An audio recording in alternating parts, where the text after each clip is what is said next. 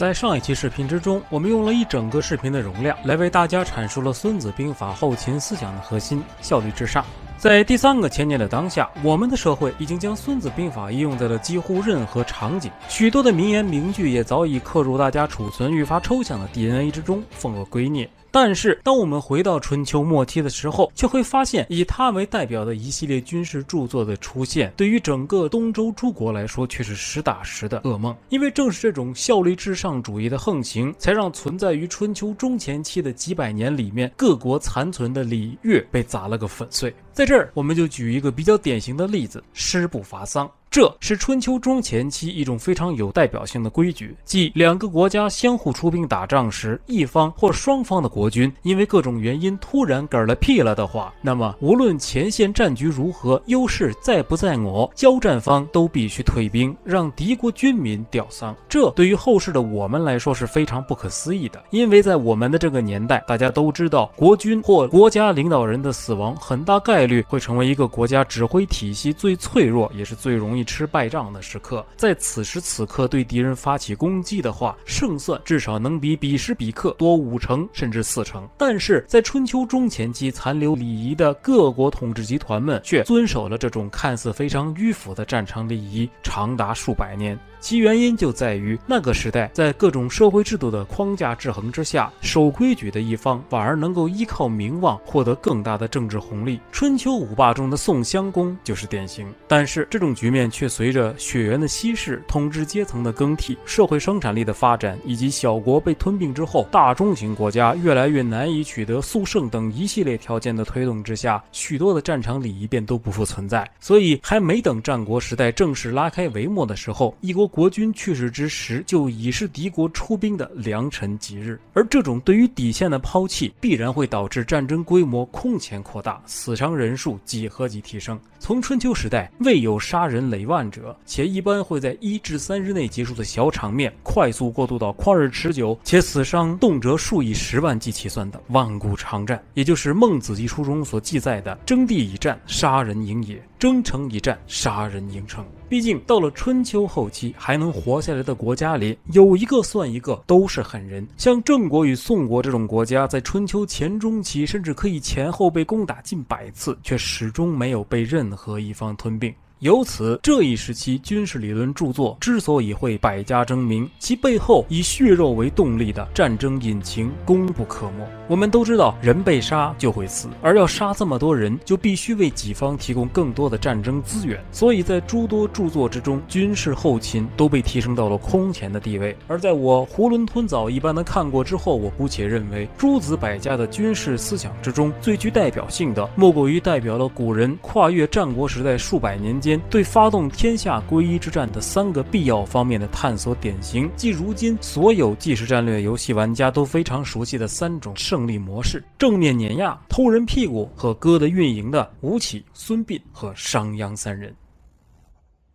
作为与孙武并称孙吴的著名的在军事内政上都展现出高超能力的实权派武将，吴起在长久的实践之中形成了一套旨在为正面碾压敌军为目的的军事后勤理论。玩过即时战略游戏的朋友应该知道，要正面摁着敌人暴打，最简单的方式就是提高军队的面板属性。因为装备好，一般来说战斗力就会越高，拿着神装虐菜也会让人觉得更开心，从而提升军队的士气。对此，吴起给予了非常简短的评价：锋锐甲坚，则人轻战。由他一手打造出来的魏武卒也确实将其贯彻到了极致。而吴起作为一名高级将领，也自然而然地把对面板属性的追求带入到了对下属的选拔与绩效考核之中。回头你自己看一下史书，就能够知道他这个人明确地把是否懂得通过提高武器装备的战斗性能以谋求提升战斗力的方法作为选拔将领的必要条件。那些无脑踏开的莽子会极大概率被第一轮勒令滚蛋。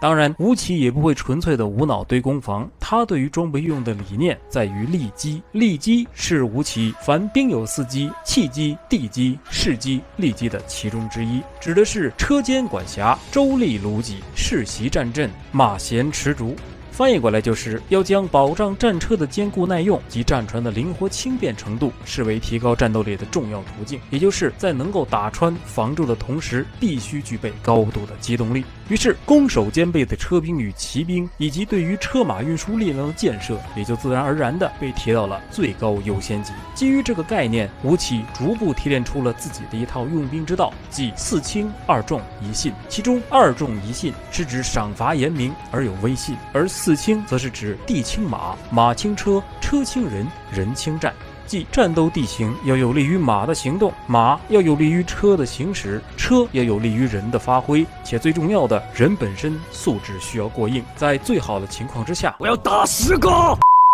由此我们可以看出，要满足这些战斗力强大的战士的满功率运转，必须拥有足够的后勤保障体系。所以吴起就在对己方后勤以绝对重视的同时，基于双刃剑理论而得出了如何为己方节省资源的要诀，即要抓住敌人在施济烟酒，粮食无有，百姓怒怨，腰降数起，尚不能止，军资既竭，薪邹既寡，天多阴雨，渔猎无所，途中不多，水地不利，人马极易，四邻不治。即部队在外滞留过久，粮食用尽，百姓怨恨，军心动摇无法制止，军需物资既尽，又赶上连天阴雨，无处掠夺，或部队人少，且水源地形不利，容易造成士卒和战马染患疾病，又得不到有灵支援。45入约等于上期孙子兵法里面我举的那个刚刚到达部落还没有开始来得及吃的那支部队的时候，那么指挥员便要果断地下达作战命令，对他们出重拳，大概率就能打出歼灭战。而相对的，如果己方在实力与军队面貌上都差对方一大截的时候，只要没到绝境，那就必须赶紧跑路，保存实力，才得以日后放手一搏。由此可见，除了强调装备与战法，吴起也深谙人的重要性，他非常强调以智为胜。不过对于智这个字，他却并没有像某人姓马某一般路过下北泽满洲王爷一样提出一个完整的定义。他用了一大段话来描述智的状态，也就是居则有理，动则有威，进不可挡，退不可追，前却有节，左右应挥，虽决成阵，虽散成形，与之安，与之危，其众可合而不可离，可用而不可疲，投之所往，天下莫当名曰父子之兵啊。其实讲道理，说到这块的时候，我得叠个甲，因为至少到目前为止，史学界还没有确定这一段话的出处，即《伍子》一书是由吴起亲笔所撰的。但是为了能够更好的对智这个概念有更全面的了解，我们姑且还是对其进行取用。毕竟伍子的部分记录，也就是士卒服从指挥，能贯彻指挥员决心，是达成智的根本条件。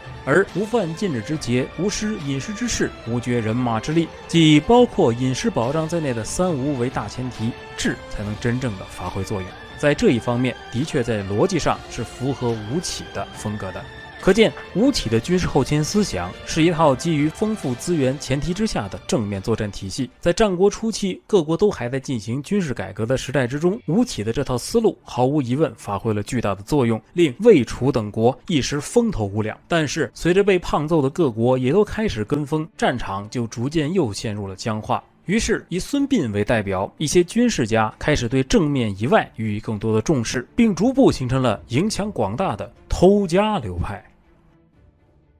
相较于正面派先打穿再防住的核心思想，偷家派基于自身的需求，将其改成了先防住再打穿。比如孙膑就认为城小而固守者犹为也，即若城很小，但又能做到南攻不落，则必然有着丰富的物资储备。没有物资储备的战争，即便出于正义，也会失败。只有苟住了，才能够做到偷敌人屁眼子的时候不会被反决。所以我们以苟住为前提，开始讨论偷人屁眼子。正所谓偷屁眼子的核心是耍心眼子。孙膑作为耍心眼子方面专家中的专家， professional 中的 professional， 各种伏击拉扯，去骗，去偷袭，搞得不知道高到哪里去。以最典型的马陵之战为例，孙膑就综合了魏军基于吴起职业部队军事改革之后所带来的红利滋生的轻敌情绪，与齐军向来的怯战坏名声，向将领们提出采用诱敌深入，引魏军轻敌进埋伏圈，加以歼灭的战术。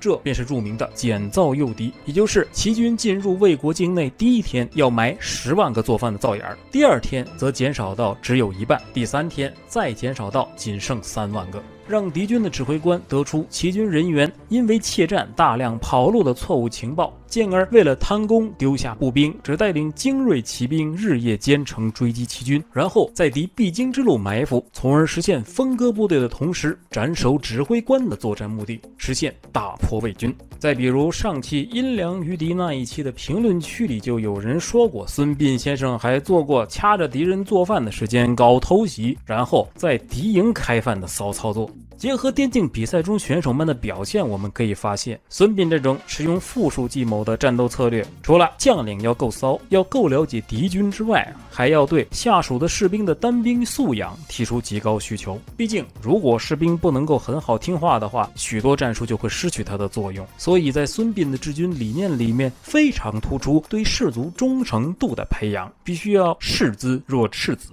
爱之若交同，忌之若言师，令胜者益之，败者殆之，劳者息之，饥者食之。也就是打胜仗要赏，疲劳了要休整，饥渴了就要吃喝，士兵才能够听从指令，开始逐步倒自刀而不还种，能奋勇作战，不怕牺牲。而只有这样不怕牺牲，能够绝对服从命令的部队，才能有效地贯彻执行各种奇谋与特种作战战术。搞特战，一般来说装备也必须特化。孙膑在培养兵士的同时，也非常注重武器装备的调配与研发，即所谓切用不利，敌之备故，挫兵也。翻译过来就是，你都已经去偷人家屁眼子，杀人老农了，那不得手上家伙趁手一点？万一你的部队兵器啃不动敌人的家，偷老农还被反杀几个，就跟转进台湾的炮党一样，那就不只是打仗吃瘪这么简单的事情了。于是，为了应对各种环境、各种敌人的甲，己方就必须配备足够有针对性的弹。孙膑认为，一名能够执行奇谋战术的士兵，至少应该要配备2至3件长短搭配的武器，比如弓箭手就至少应该再配备一把短兵器、一杆短矛，而盾牌手则应该至少配备一把短兵器，做到关键时刻朗斯尔变塞巴，阿卡变巴萨卡等等等等。由此可见，这种战术是比起正面作战来说，对后勤储备更有压力的存在。这就让孙膑针对性地发展出了一套非常成熟的继承自《孙子兵法》后勤战争思想的破坏敌人后勤体系的战术。毕竟人家孙子也说了，搞人心态比自己超常发挥有时候更有效。那是不是到了孙膑这里自然超级加倍？老先生就非常强调夺取或者破坏敌人的粮道、水源、渡口，迫使敌人陷入绝境，然后引诱他们，调动他们，使敌卷甲趋远，背道兼行，倦病而不得息，饥渴不得食。同时我方则可以饱食以待其饥，安处以待其劳，镇静以待其动。一言以蔽之，就是最大化敌方劣势，最大化我方优势，充分发挥战争的不确定性。玩的就是心态，偷的就是屁眼儿，上了战场什么都能当，老子唯独不能当人。一吴一孙可以看出，这2个人在战场这个位面本身的正面与侧面达到了极高的战术和战略水平。纵观之后的6国，在正面战场和场外偷人屁股的表现也已经达到了卷无可卷的地步，甚至卷到极致，什么武器零件规格统一化，载具零部件共用，提升产能，解放奴隶，增加户口，设置耕战分离的长期职业士兵策略，优化机动部队，组成用骑射部队来代替战车部队等等等等。说的变态一点，到了战国末期的时候，6国有一个算一个，已经都成了6边形战士，而6边形战士之间的战斗几乎是见不到任何实质性的分晓的。所以战国时代的终结，在战场这个位面本身已经找不到任何解决方法，只有抓住战场之外的破局，才有可能赢得最后的胜利。而就在这个节骨眼上，一个男人登上了历史舞台，并且把历史的齿轮直接拆下来做成了陀螺，用名为屁社玩家机操式运营的鞭子一顿狂抽，最终促成了天下一统。而他就是公孙鞅。首先平胸而论，在现如今的各种即时战略对战游戏里面，我们经常能够看到顶级高手在对战的时候用快速的爆兵来弥补战术上产生的失误，而这对于几千年前的战国也是通用的。6国都已经意识到了，在各国的正面都已经无可挑剔的前提之下，谁能够爆出更多的兵，搞出更多的产能，做出更好的动员，谁就能够赢得最后的胜利。而且他们也已经极尽所能去实现了爆兵与爆产能，什么变奴为户，提高人力，增设新爵，扶持新阶层以提高生产积极性等等等等，全都已经试了一个遍。商鞅其实也是一样的。就指导思想来说，并没有超出六国的改革家基本核心模式太多。比如他号召利用尚未开垦的荒地来招揽三晋人民，从而做到兵虽百粟于外，境内不失须臾之食，让秦国既有外出作战的兵力，又不失专门从事农业生产的劳动力，从而为战争源源不断地提供经济支持。又比如合理规划土地，使土地、居民、兵力三者可以保持一定的比例关系，从而使物质生产较为充裕地满足战备与作战的需要。亦或者强调明晰各个类目的具体数字化，能够让国家调动更多的后勤潜力等等等等。可问题是，这些方案其他国家也都做了，那为什么只有秦卷出来了呢？答案就是，相比其他六国，商鞅直接把各个方面都做绝了。首先，商鞅立法规定，家中如果有2个以上成年男子而不分家的，就必须赋税加倍。这项法令的目的非常明确，就是要通过拆分那些大家庭来创造更多的户口，制造更多为国家承担兵役和徭役的单位。在强调大家宗族礼法的旧时代，户口往往会被庞大的家族分摊，这就有可能造成人力资源征用程度不充分的窘境。而商鞅的立法直接杜绝了此种情况的发生，将秦的可用兵力提升至六国的数倍之多。然后为了促进生产，商鞅立法规定，凡是戮力本业、耕织至粟帛多者，可以免除徭役、士莫力及代而贫者，也就是因为做生意或者纯粹的懒逼导致贫困的，则会被罚把一家老小全部收进官府做奴隶。非常的抽象，十分的离谱，特别的轻罪重罚。但是这么一个搞法，就使得秦国得以将所有人都强行捆在了国家的战争机器之上，最大程度杜绝了人力、物力等资源的浪费，获得了其余六国所不具备的强大产能。所以我在春秋篇的开头才会说，秦的这套制度是近乎畸形的存在。因为秦相比六国，可能在其他方面还差得不少。就比如当下的许多营销号在尬吹秦一统六国的时候，必然会提一嘴技术上的优势，其证据就是秦军弩机的零部件通用性非常好，但实际上通用零件规格这项技术七国都广泛应用了，且秦的弩机相比六国用的还是落后于时代的青铜材质，完全被其他六国的铁制弩机所碾压。可问题就在于它畸形的制度却有效地弥补了技术上的缺陷，用最高的产能和人力资源达成了数量淹没质量的目的。毕竟战场不是游戏，再牛逼训练成本再高的单位，只要命中要害就一定会被撅，而且恢复时间非常的长，不是喝2个葫芦就能够解决的问题，不存在以一挡百的数据堆砌型怪物。再加上我之前军语栏目中曾经详细介绍的军功爵制制度的 buff， 将大量的贵族强行拉到了和百姓一样的起跑线上，还相对公平的重塑和打通了许多人的晋升渠道。这种在当时极为有效的奖励机制，让基层部队的战斗欲望与战斗意志同六国之军近乎拉开了一个次元的距离。毕竟能在装备精良、训练有素的职业军人面前留下虎狼之师的恐怖印象，秦兵的战场表现恐怕只能用狂热来形容。于是就是在这种一切为了打仗的运营理念之下，秦在继承了春秋战国包括但不限于吴起、孙膑等人的战争理论的基础上，终于打赢了一统天下的战争，并为日后贯穿中华民族数千年的大一统思想打下了根基。但是秦的急功近利却导致了他的短命，于是在短暂的辉煌之后，随着王侯将相宁有种乎的高喊，新的军事理念与后秦研究成果再次向着历史的前方疾驰而来。而这些后来者们的故事，就是我们下期视频的内容。